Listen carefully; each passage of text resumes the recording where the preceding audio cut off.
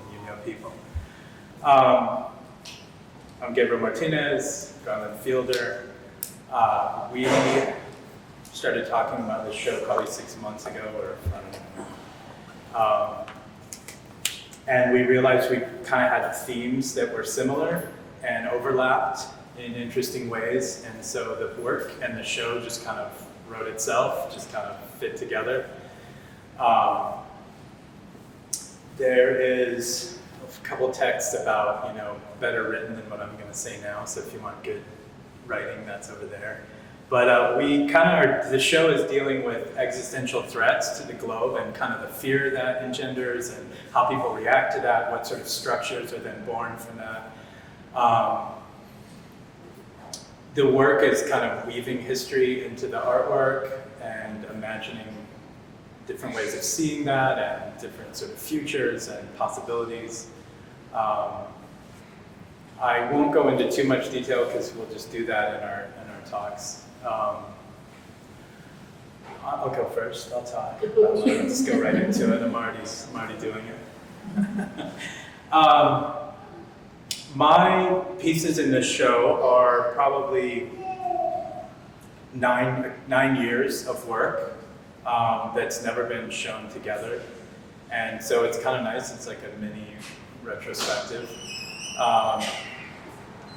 All of the work that I have in the show is dealing with the first atomic test, which took place in Alamogordo, New Mexico, my hometown.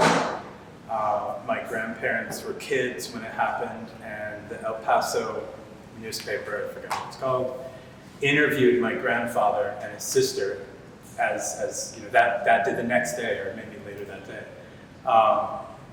And they were playing outside, and saw this. They watched this silver cloud. He called it the silver cloud. The bomb was detonated probably July 16th, like 2.5 weeks before Japan. No one knew what it was, of course. The place where it was detonated is in the Chihuahua Desert, and it's very isolated. The lab is further north, and it's where Oppenheimer took place. You see all the kind of barracks and stuff. But the bomb was detonated in the south, where the army claimed no one lived, and it was not as densely populated radiation, which they just discovered. And the southern part, which is a basin in like a horseshoe ring of mountains. Cancer rates in New Mexico are like 6 to 8 times higher than the rest of the country. And because it was a basin, all of the rain fell in the mountains and basically collected in this bowl. In the 40s, people had cisterns, and they were hunting rabbits, and so the rabbits were eating the grass, and it just is this sort of perfect storm of death. The bomb had about 2 teaspoons of uranium in it, which came from the Congo. It was the Belgian Congo. So it's this long arc of a colonial, attack. And when the bomb exploded in the desert, this is in Alamogordo, White Sands. If you've ever driven on the 10, it's this national park. So you were very close to, you definitely walked over irradiated sand. That was a dried lake bed from the Pleistocene era, which had this gypsum eruption. And so the sand is like, white. It's not beach sand. It's technically gypsum. When that bomb blew up, it fused the sand for like 75 acres into trinitite, like a glass, an irradiated glass. One of the works around the corner is pictures of that glass. There's a photograph of the glass. My grandmother collected that group of trinitite, I guess in like 1969 or 1970, which is when the public was allowed onto Ground Zero. So ground zero is, where the tower was built. The bomb wasn't actually dropped. It was put up in a tower and then detonated. And in Japan, it also didn't hit the ground. It explodes above the ground. When it does that, it pulls, this vacuum pulls, in this case, 200 tons of the sand up into the explosion. And then it volatilizes it and rains back down. In Japan, that was called black rain. And it's basically, horse carriages and coats and, all of the stuff that got pulled up into the air and then comes down as like radiation. So in New Mexico, that same thing happened. It was the sand. What wasn't fused was pulled up into the air and then rained down in particles. Anyway, like 20 years later, they allowed the public onto this space. And my grandmother told me that you could take the rocks. Now if you go there, it's open 2 days a year if anyone wants to go see it. They told her, you can't take the rocks now, there's hardly any left, but back then they were like, take as much as you want, don't make jewelry out of them. Don't give them to the kids. And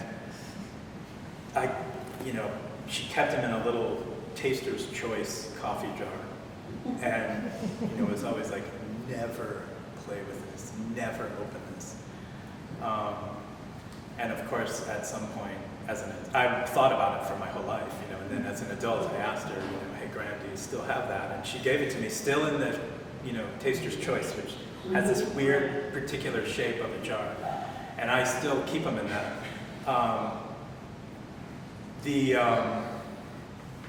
Now they're worth money, which is so perverse, but I used that jar to kind of walk through the show, which now the pictures are behind you, but when you see later, there's 2 photographs in the front, and one is a little photograph, and it's a grid of the rocks, and they're sitting on a documentary photo of Maria Martinez, no relation, but a famous potter from New Mexico, Diné Navajo potter, who brought indigenous design into modernism.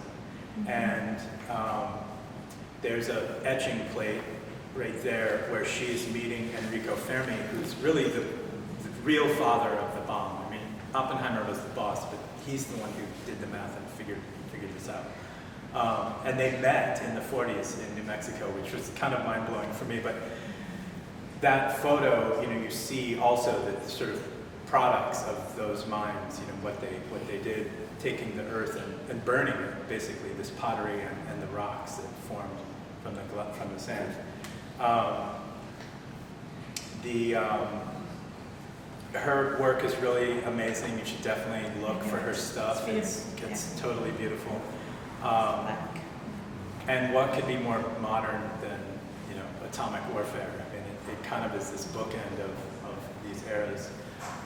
So those rocks in that photo are the ones that I used in the other photo, the very front image up there, on an X-ray sheet, which this was about almost 10 years ago. I was doing all this research on the bomb and these little weird histories that you kind of only come across if you're looking for them. When it exploded, no one knew, of course, that atomic technology existed. And Eastman Kodak had lost hundreds of X-ray film, and they didn't know why. They were fogged. They had these little flecks and specks on them. And there's a guy that worked there who, it was his job to determine what was messing up any product that was messed up. And he, without knowing that atomic, warfare had begun, he looked for these, reasons, found that the dividers that were, in the boxes of X-rays that were dividing every 25 or 100, X-rays, had cesium, like irradiated cardboard flecks. And so as they sat there waiting to be shipped somewhere, they were basically irradiating out and affecting these X-rays. and when I read that, I just thought that, the X-ray performed its job of exposing what was dangerous to the body, where the harm was, and eventually led to this. Of course, the bomb dropped in Japan a couple of weeks later, and it was a big, it was obvious that that's what that had come from. The lab and all of the people in Oppenheimer, for instance, or just any of the labs, and definitely on McDonald Farm in Alamogordo, they had no protection whatsoever, and they would clip a piece of film, like photographic film, in their breast pocket, and at the end of the day, they would check to see how much it had been exposed, and that was when they would, all right, you've been out enough, you have to, turn in for the day. And they also mailed film strips in registered envelopes to like less than 200, but close to 200 areas in New Mexico, and they would come back, because no one received them, so they would come back to the sender, and that was how they tested how much that community had been exposed, which is just laughable. It's offensive that that's the extent of it. But it also got me thinking about photographic terminology and the idea of exposure, exposure of secrets, exposure of radiation, exposure of film, and just the role that photography played in warfare.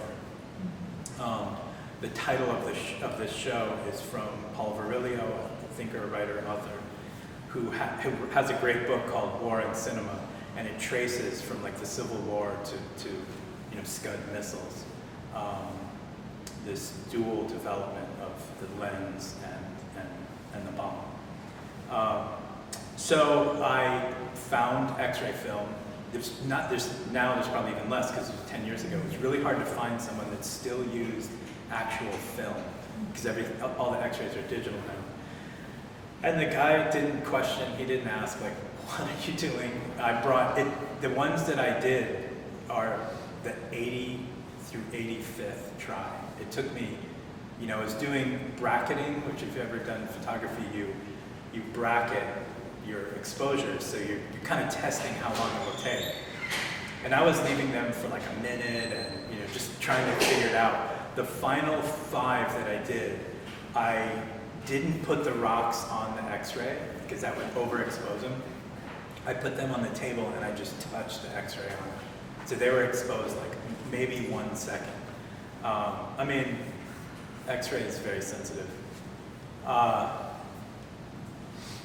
So yes, I scanned those, and that's what you see there, that front one.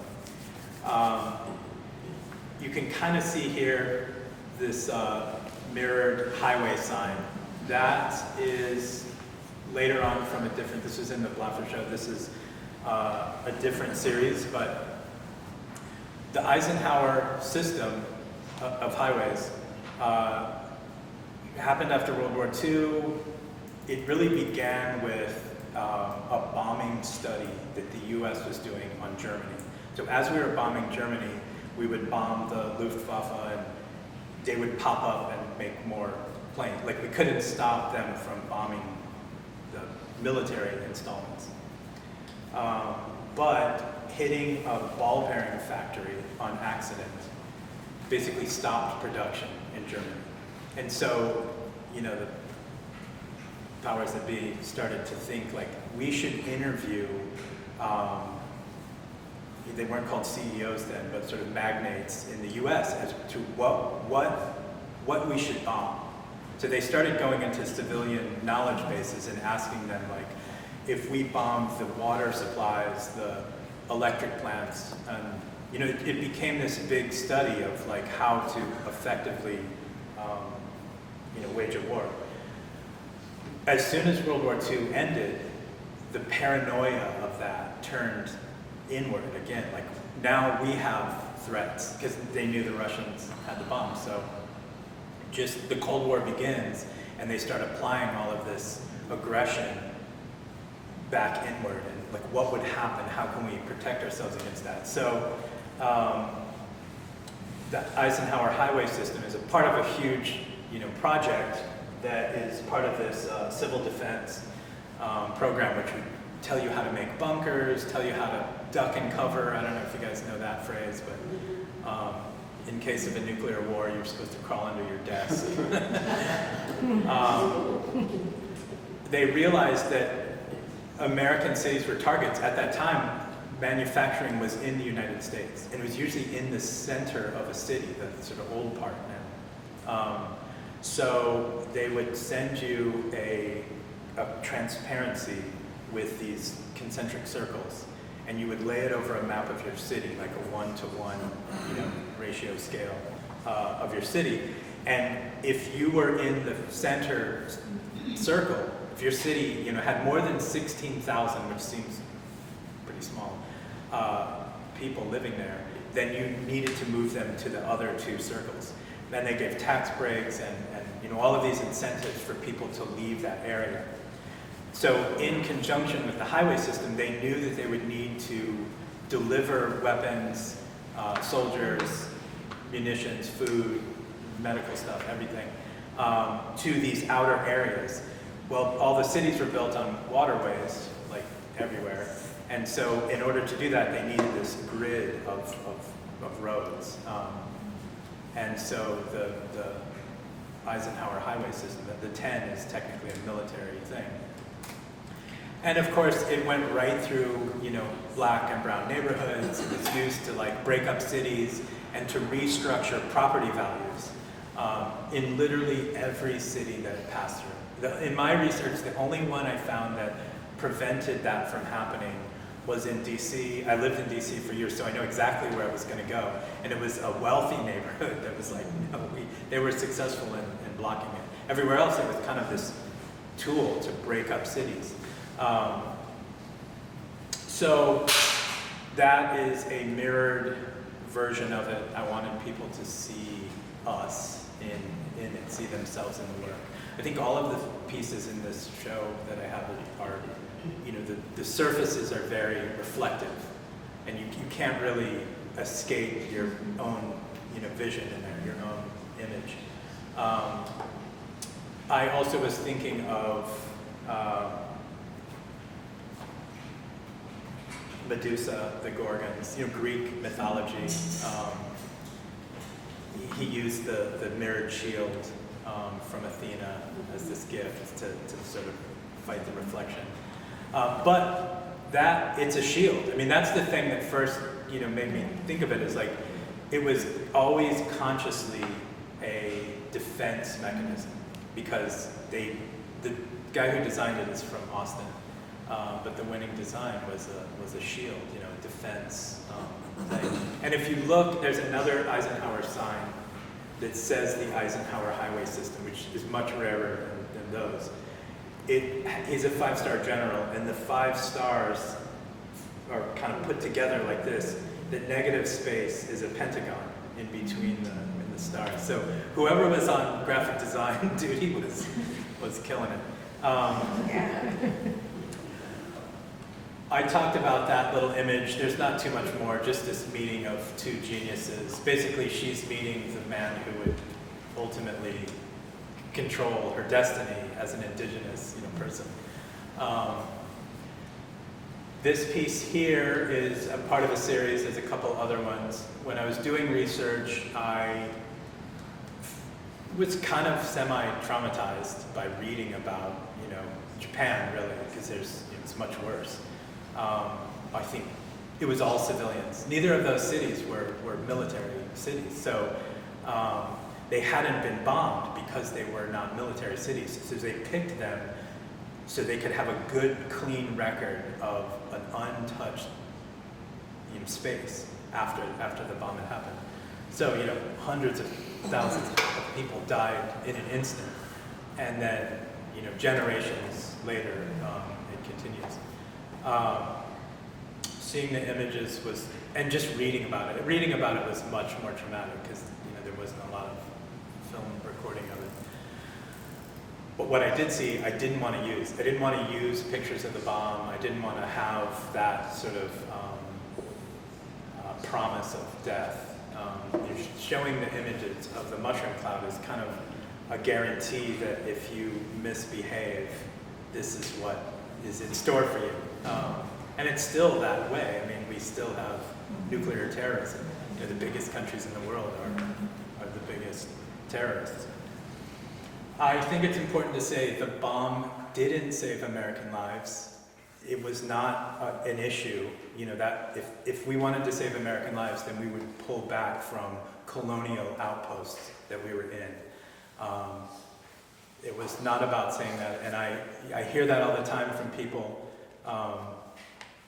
but I don't buy it. So this piece is from a resistance to the images that I was encountering, where I was just not wanting to show them, not wanting to circulate them in a space of enunciation, like a gallery, in sort of a hyper fetishized space, lights and walls.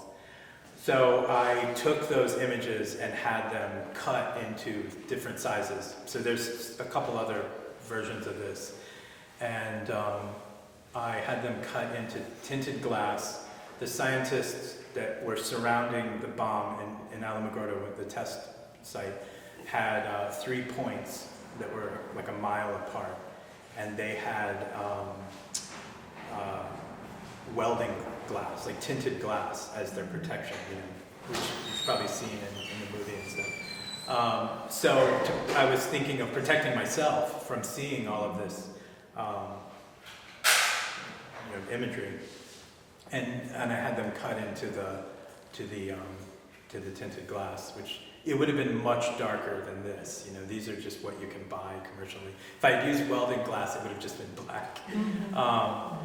But of course, this one in particular is, you know, a reference to Joseph Albers, and I think the exposure to the X-ray is like a Man Ray reference. So kind of pulling from this artwork that was happening in the early 20th century, the pre-war, you know, work, and just kind of exposing it to some of these other histories. I also like that you see yourself. You know, you when you look at the work, you see yourself in it, in what would have been the images from these research, from the Atomic Archive. And lastly, I have this film here. I will probably edit this again, get a final edit. So it's good to test it in this space. The sound is, you know, real difficult in here. There's kind of some things I want to adjust, but it features a man who was a child when the bomb went off, and he tells the story of the morning that it went off. He was helping his dad worked on the base. He never mentions the bomb or atomic anything. And the story is just like from a child's perspective. I mean, he's in his 80s now, but it's just such a beautiful take on this horrific moment. That image is me standing where the tower was and aiming my camera up where the bomb would have happened. So then this is like a shot, reaction shot, kind of a cinema, you know, trope, where you're looking down where the bomb, that dark spot is the glass that had been fused into the... Anyway, so he tells this story about his mom washing the clothes, putting them on the line. He's helping his dad. The bomb goes off. It's the loudest thing, you know, they've ever heard. And then all of a sudden, all of the dust comes down. Basically, the black rain from the bomb. 200 tons of desert sand, which they all breathed, they all ate that day.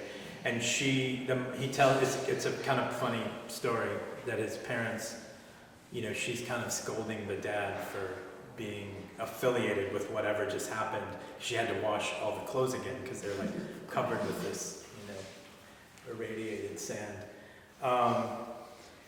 I met him at a symposium to try to get the downwinders of Tularosa Basin recognized by the Nuclear, you know, Safety Commission. They're the only group in the country of downwinders that are not on that list. And it's, you know, I think it's, in my opinion, it's because they would have to basically, they're not near a uranium dump, they're not near mines, they are downwinders because they were victims of, they're the first victims of atomic warfare. Anyway, so I met these two, and I interviewed him at his house, and I noticed he had all these guitars, and so I asked him if he played, you know, music, and he played in a band, played in the church band, and so I asked him to play a song that he would play at the funeral for, you know, people his age or people in the town. So he plays, and then he ends with this song. It's a 12-string guitar, which are they're notoriously hard to keep in tune, and it's not in tune at all. Like when I hear it now, I just kind of cringe. But he had survived. I don't think he had cancer. He had like necrosis in his ear and had surgery. So I'm not sure if he couldn't hear that it was out of tune. And I think that's it. I'd love questions or afterwards, you know, any sort of questions, but I don't know any sense of time. I don't know if I just rambled. Are we good? Sure. Good? And like, the soundtrack was recorded in the Houston Cisterns. It was a drum solo through Nameless Sound. And as I was editing this, I needed sound, so I was going to just go in the drum room and make something. And you know, we were working towards the deadline, the last hectic moments of the show. And I remembered I had this piece, and when I played it, you know, I was just watching before I, you know, put it in the thing. It was so perfect. I mean, it was almost as if it was composed for this piece. And I kind of started thinking, like, maybe that was in the DNA of that improvised performance, and I just, you know, wasn't. I think we've played several times in the Cistern, and you can't go wrong. Like, it just sounds so good in there. But it seemed apropos for this piece, and anyway, that's the sort of soundtrack for this. Later on, when we're done, I'll turn it up a bit. What are those images right there? That's the bomb, and so they're loading it, they're pulling it up into the tower. The tower was vaporized, and it just, nothing left. Like, it didn't blow apart, it was just gone. And when you visit Ground Zero, there's like a molten, it looks like a rock, just like a brown rock, and it's actually the leg, the only remaining chunk of that was buried far enough under the earth. They have an obelisk that's maybe like 8 or 9 feet. So as far as monuments go, it's pretty lame. It's pretty small. It's not really that impressive. But they had architectural proposals for a monument in November of 1945. So, you know, I don't know, 2 or 3 months, three months later, they were already planning on how this would be memorialized. And when I went probably 9 years ago, there was hundreds and hundreds of people from all over the world, you know, visiting, posing with the obelisk and stuff. Yeah, this is the device that implodes, you know, and basically makes the chain reaction start. Is this like army footage or what? Yeah, this is actually declassified footage from I mean, this is obviously before it was detonated. So it was super, you know, top secret at one point. Yeah, they had a bunch of 16 millimeters, and then they have 3 cameramen that were filming from the 3 points where the scientists were. And then this is just them very nervously, you know, lifting this thing up into the tower. They call it the device. It's kind of mind-blowing to think that all of that was done without computers. You know, people just working stuff out on paper. In fact, this is my last thing. They had a New York Times journalist there who wrote multiple stories in case different things would happen. And the reason he pre-wrote them is because one of them was all of their obituaries, including him, because they didn't know what would happen. If the chain reaction would stop, would it be a bomb or would it be the end of the Earth? So he had written 3 or 4 different options. It was a failure, there was a lot of damage, it was a success, or we're all gone, here's my obituary.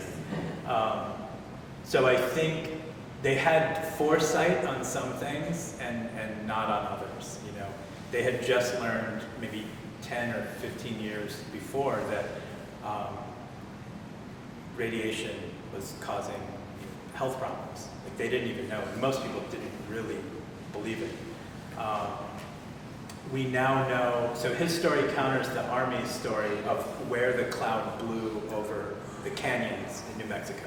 They were like, it blew, where no one lives, and he was like, I saw it as it hit different strata, it started blowing backwards. Later we now know that it was the size of Australia. So the fallout went way into Mexico, way into Canada, all of the United States. I mean, the paper pulp dividers from the other piece, that was, the guy traced that to Indiana on the Ohio River. The pulp mill was on the river. So these were like early indicators, and now we know that basically all of the United States was exposed in some way. Yeah, fun art stuff. Okay, thank you.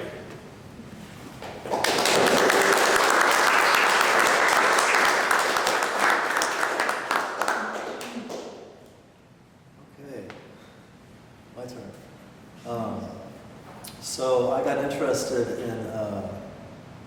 in bunkers when I went to architecture school at the University of Texas in Austin. I went back a little bit later in life. I'd had a practice in art making mostly non-objective abstract paintings, and very in tune with the surface quality, and the medium itself is very important to me. I started studying about Paul Virilio at the time, but Paul Virilio went on to write a lot of books, and he got fascinated with the bunkers that were on the coast of Europe that were built during World War II, and he was looking at them in the 60s. So these bunkers had they're monolithic, gigantic things that are on usually beachheads, and they become askance over time pretty quickly. They sort of like tilt, and they become like recognizably, obviously not functional in the way that they're intended to be functional. And so that got me thinking about what happens in these bunkers during times that they are not for the intended purposes. And that kind of dovetailed with my background of being an artist, which is a non-utilitarian sort of discipline, going to architecture, which is hopefully utilitarian. So there was a lot of mental jujitsu I had to do to sort of flip back and forth between those two practices. So I made a lot of bunkers. I got interested in the ones from World War II via Paul Virilio. This is an example of some bunkers in Albania that were built during the 70s under the communist leader Hoxha. He had about 700,000 of these things built around the country. There were supposed to be these personal bunkers for each individual family to fend off the Greeks or whoever he thought was coming. And now, of course, there's so many of them, and they're appropriated in different ways. Sometimes they're used for habitats, sometimes they're used for partying, sometimes they're used for whatever. I'm sure lots of crimes happen in these defunct structures. They're sort of custom made for hiding nefarious things. Perhaps a reflection of the macro to the micro or something like that. And then I got interested in the larger effects of phenomena that creates the need for bunkers, such as a world war, or a force majeure, which would be something like a supervolcano, or an asteroid of a certain diameter that would destroy the Earth. I think that we have a certain sort of new dynamic in our zeitgeist, at least in this country, that is full of hesitance when it comes to believing objectivity. I think that the postmodern era has sort of rendered our understanding of truth to be pretty much subjective, probably starting with like culturally subjective and then becoming individually subjective. And I think it creates a lot of decisions based out of fear. And I'm interested in how the culture and the people in that culture work their way out of that place of collective fear. Because I think it's a pendulum that shifts back and forth in cultures. I think they become more liberal, more conservative, more warlike, more passive-like. And I'm trying to figure out where we are and where we're headed, you know, in this country. Yeah, so there's a lot to worry about, I guess. Both of our content is not exactly, well, it's heartfelt in a way that's, hopefully by the paintings and the structure of the show itself, the way it works with itself, there's a certain beauty that's arrived at through contemplating these things. It's not really a beauty that we intended on, it's a beauty that happens when, I guess, the viewer becomes aware that we can think about these things and then we can change these things. So there's like inspiration embedded within the craft, you know. And as an artist, I think that one has to be in love with your craft in order to get any good at it, you know. So that's letting go of expectations, and that's holding on to the kernel of interest that started you on the journey and figuring out how that unfolds and where that takes you. I've got a show going up at the Silos in October for Sculpture Month, and I'm building a model of the Hubble telescope, and I've got a large drawing of the moon, which is getting shot with a laser beam from the telescope. And that piece is interesting to me because the moon, which is such a beautiful and influential original satellite for this planet, was born out of the most extreme act of violence that the planet has ever known, which was an asteroid striking the Earth, and then all the debris for millions of years in the atmosphere coalesced into the beautiful moon that I see today. That's one hypothesis. And I'm fascinated with that.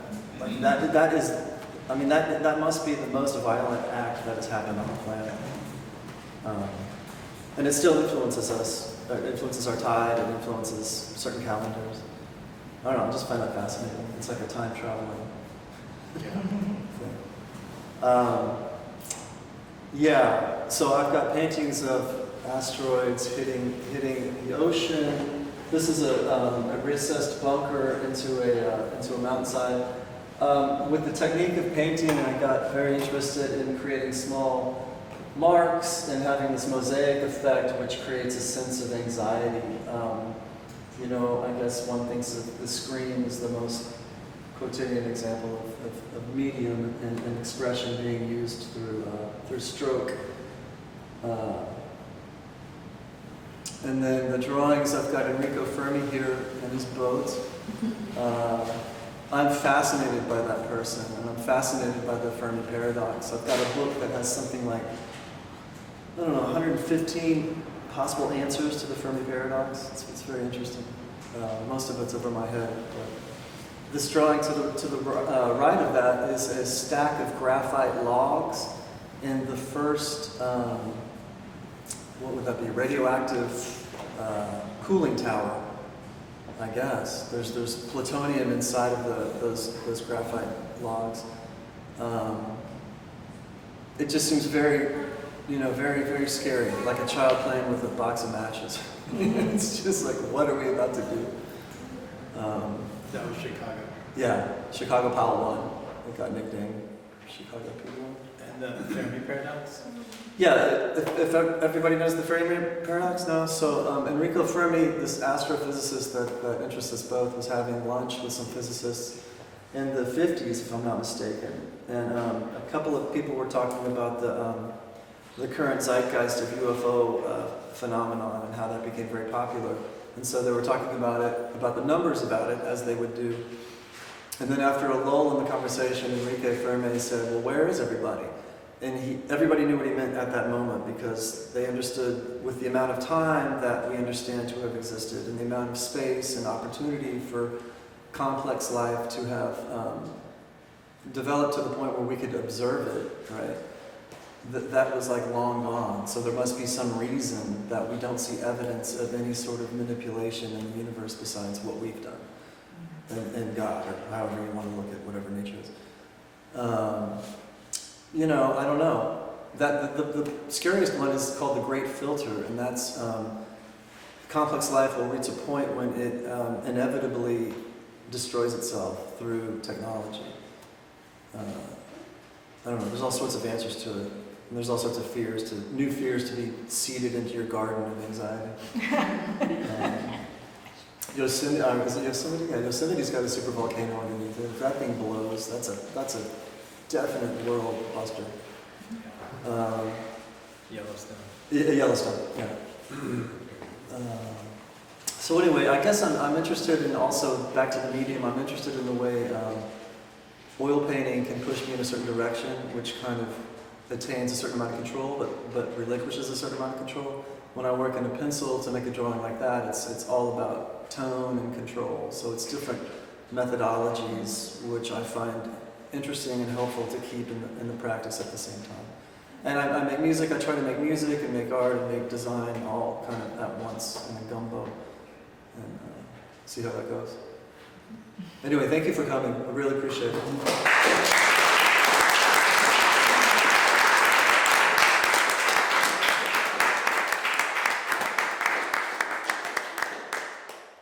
I know that you both intentionally try to coordinate your work together, but I'd be interested to know if you both guys are aware of Project A119. Are you aware of it? Not off the tip of my tongue. Well, it was a project that was designed in the late 50s by the U.S. Air Force to detonate a nuclear bomb on the moon. And that was, of course, to demonstrate to the world and also to our rivals, the Soviet Union, that we had this particular capability.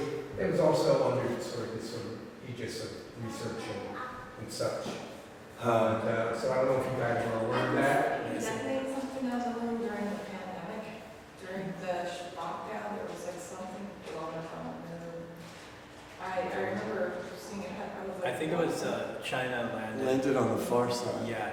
No, this is something else. I think we exploded something on the moon during the pandemic. Japan had a satellite that orbited an asteroid, caught up with it, orbited it, and then shot it with a bullet and collected the debris from that asteroid and brought it back, which is another act of violence, which is, you know what I mean? It's as though it's embedded in our evolution. Of course it is. Yeah. What did you say, that filter?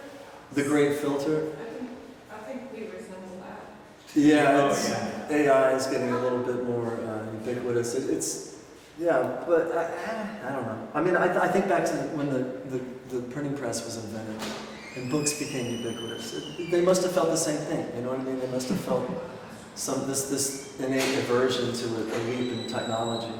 I think our relationship to the internet is sort of that way. I mean, I've got a 14-year-old son, and he doesn't know life without the internet. But I do, I remember it, you know, in sepia tones in the back of my head. It's a trip, you know, it's really weird when you think of these, there's this other thinker that has this idea that technology is really the thing that's evolving, and when we're just tools so that technology becomes this thing and becomes this self-aware thing. Yeah. You know what I mean? I think There's something really poetic and forms of writing have stopped evolving. You know, Yeah, when we they look come back in at post written literate. language, Yeah. like what you were writing in determined, like all of the old letters were like straight lines, you know, Yeah. angled lines. And then as we got new technology, all of these different sort of, you know, typefaces were born. And now it's just, you know, keystrokes. Like we're not physically marking Yeah. things. But the pixels are evolving, you know, the way that technology has continued. Yeah. Well, and one wonders how, if technology reaches a point where it starts to become independent of its creator. Oh yeah. I think that's the real anxiety that I think about. We're both kind of sci-fi geeks, so we get off on dystopic.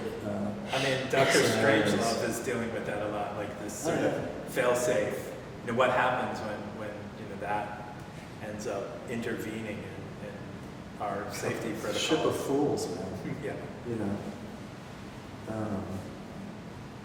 But I'm also really hopeful too. You know, I don't live my life as a fatalist. I really believe in human adaptability and innovation. And you know, my son brings me a lot of hope in that regard. Yeah. I think about my cousins and nephews and seeing them, you know, grow up in a world where this is the sort of environmental situation that we're in.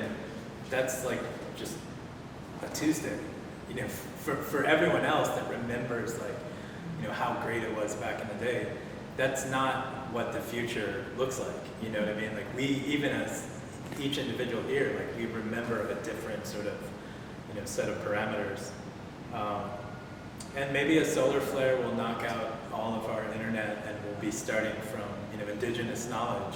You know, Back to the block learners. yeah, exactly. I remember driving with my dad down Westheimer in Hillcroft, and he says, "I used to hunt here when I was a kid." Yeah, hunt dove. And, you know, here I am pointing shit out to my kid. Fuck, I'm old. Old. I think a person's relationship to time is also critical in this discussion. An awareness of what time is, or is it a demarcation of something, or is it something objective? Is it something to be manipulated? At least in my mind, I think a lot about that. I do aspect. think that's something that pins the work together, and it is something that runs through my pieces, which, you know, they're all very disparate looking, material-wise, and, you know, even if they have a conceptual kind of thread, one of those links is, I would say, the proximity to warfare that the art world has and has always had. But the other is time, and when I was thinking about the bomb, that uranium got into the core of Earth from supernovae that blew up 6 billion years ago, you know, and traveled and kind of were the heaviest metals that entered our core, ended up being the core.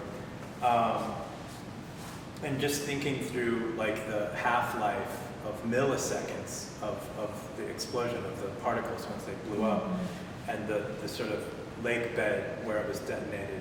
I think time and photography as another, you know, way to think through this. But I also think with asteroids, I mean, the Japanese one is to prepare for ones that we know are coming back around, you know, that they're in big, Yeah.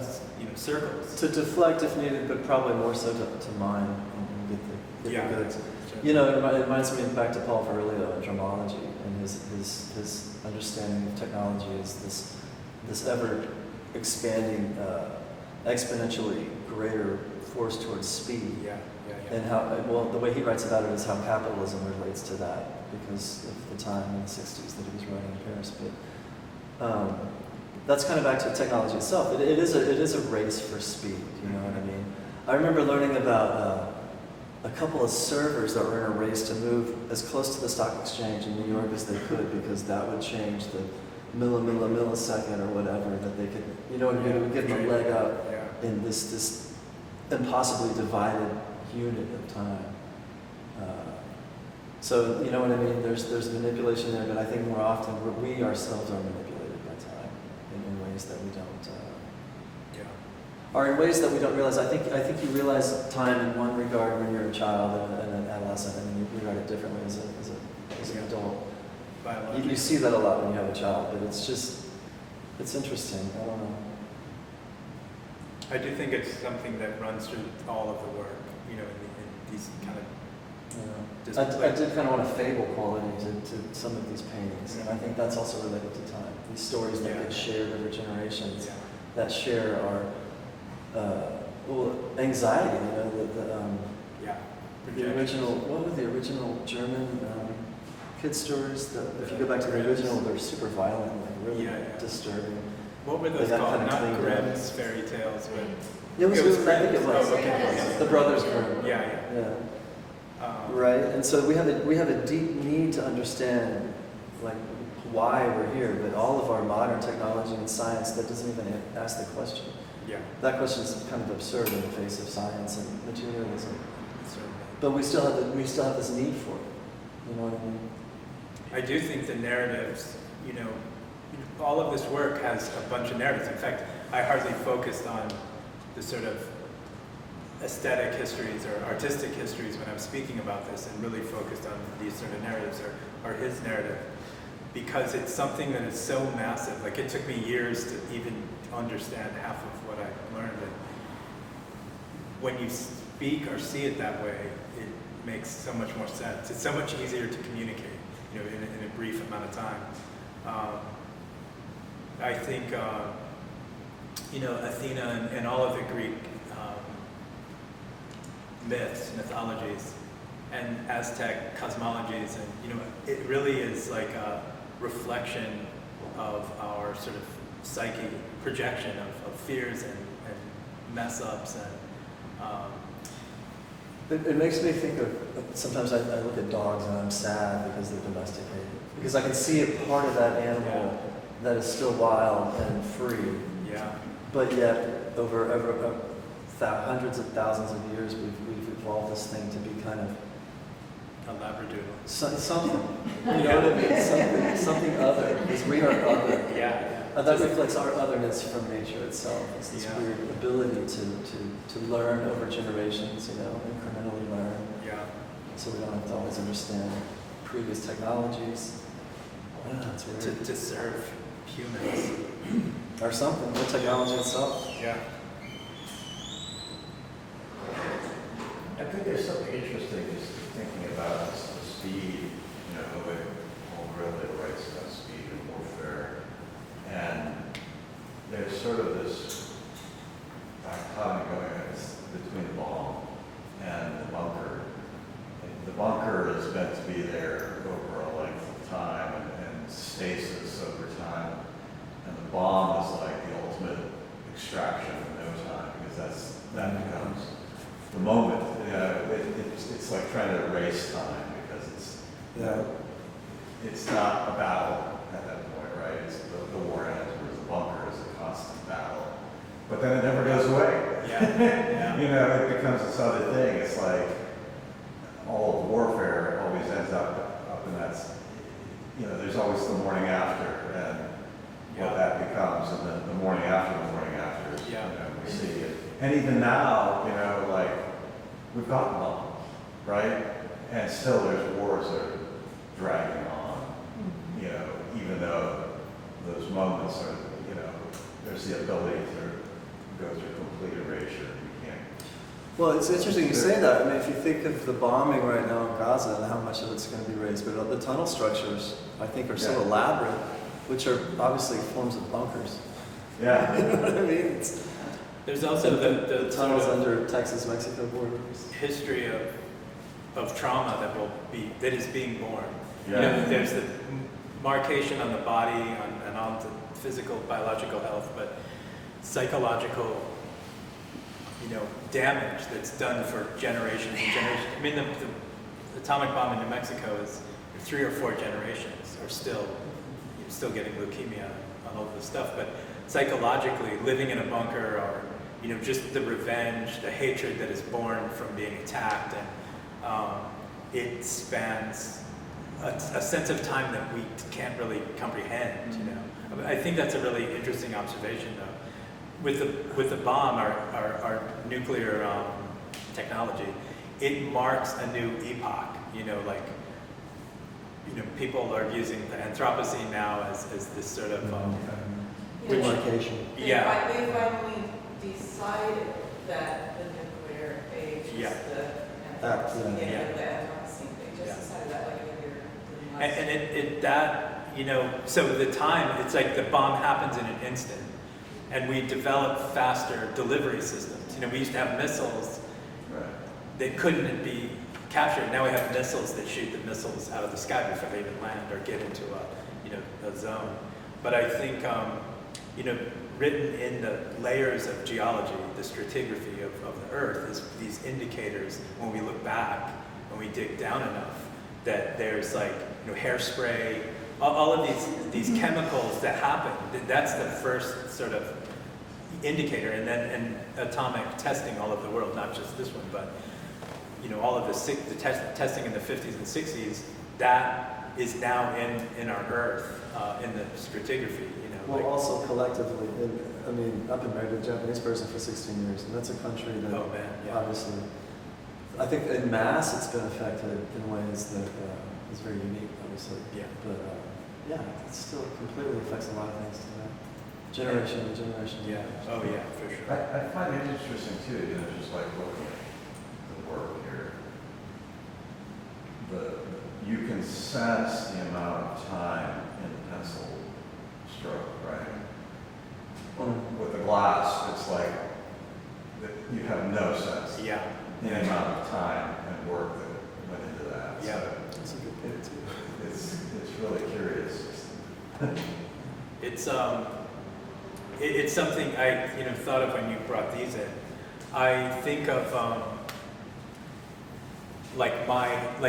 you could now I could identify that those are Garland's drawings. You start to see these sort of markers for someone's work, and especially with the paintings. If you get up close and you see the way that the stroke and the imagine the tiny brush. With these pieces, my works, it's a photograph, or like I said, like a second with the X-ray, or these, my hand is not present. The artist is reflected literally in the work, or the viewer is reflected literally in the work, and in a way that's like a non-signature in some ways, but it is exactly, I agree with that. I think it's really interesting to see, because I'd seen some of your work, but it was weird how we hung this show. This is the only show I've ever hung or hanged. I don't think we moved a single piece once we put it on the wall once. Usually it's forever finagling. How fucking high? Where is this going to go? Just threw it up and it was done. Yeah. It was really interesting. So I don't know. I like it. I think it's a good show. I agree. Well, It's created a great space. that's Like good.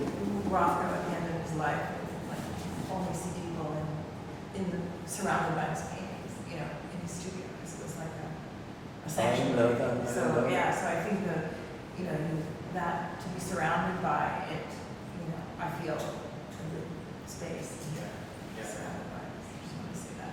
Yeah, that's a great way to think of it. On the 20th or the 19th? The 20th. We have a Friday.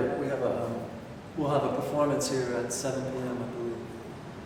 I believe. 4 solos, Gabriel, myself, Danny Kennens is going to play, and someone else to be announced. Yeah. So please attend that if you guys get a chance. It'll be improvised music that's reflective of the visual and conceptual.